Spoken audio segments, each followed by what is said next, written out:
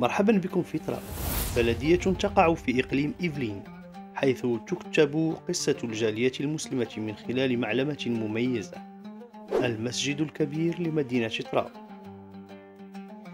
بدأ هذا المشروع عام 2002 بمبادرة من مجموعة من المسلمين في مدينة تراب، وقد رأى النور بعد 8 سنوات من الأشغال، وبتمويل كامل من تبرعات المصلين، حيث بلغت قيمته 4 ملايين يورو و500 ألف. يمزج المسجد بين الحداثة والأصالة، وينسجم انسجاما تاما مع النسيج العمراني للمدينة. تبلغ طاقته الاستيعابية 2400 مصل، موزعين بين قاعة للرجال وأخرى للنساء. يشكل المسجد كذلك فضاء للتعارف والتكافل الاجتماعي، حيث تقام فيه فعاليات كموائد الإفطار الجماعية خلال شهر رمضان، وأنشطة للأطفال، ولقاءات بين مختلف الأجيال.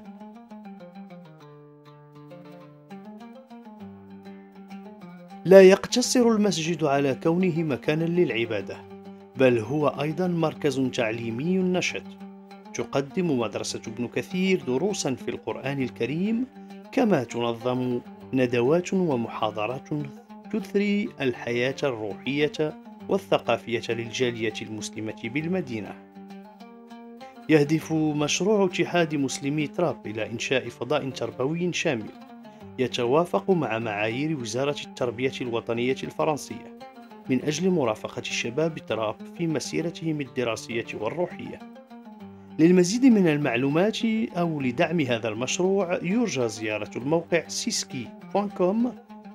معا نسهم في بناء مستقبل مجتمعنا، ولا تنسوا كذلك الاشتراك في قناتنا لي موسكي دو موند.